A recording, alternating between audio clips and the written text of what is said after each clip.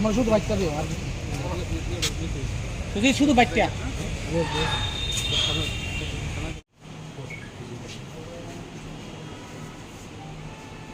আমরা সেন্ট্রি করে সেন্ট্রিটা এসে দিই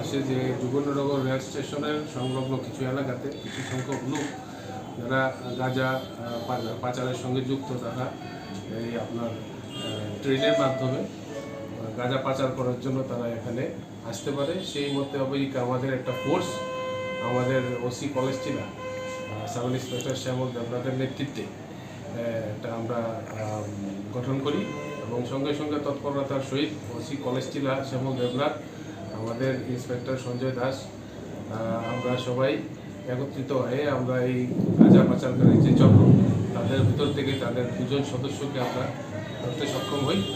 তাদের নাম হচ্ছে, একজনের নাম হচ্ছে রাসেল মিয়া, তার বাড়ি হচ্ছে সুনামুরাদ, আরেকজনের নাম হচ্ছে কমল কৃষ্ণ দে। কমল কৃষ্ণ দের বাড়ি হচ্ছে মলয়নগর।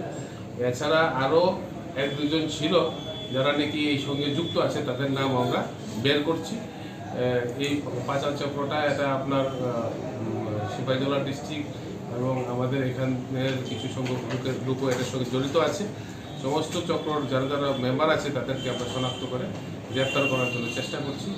আর যারা গ্রেপ্তার হয়েছে তাদেরকে আমরা আজকে আদালতে প্রডিউস করব পুলিশ রিমান্ডের জন্য। তাদেরকে ইন্টারোগেশন করার পর আরও তথ্য বেরিয়ে আসবে কারা কারা যুক্ত আছে।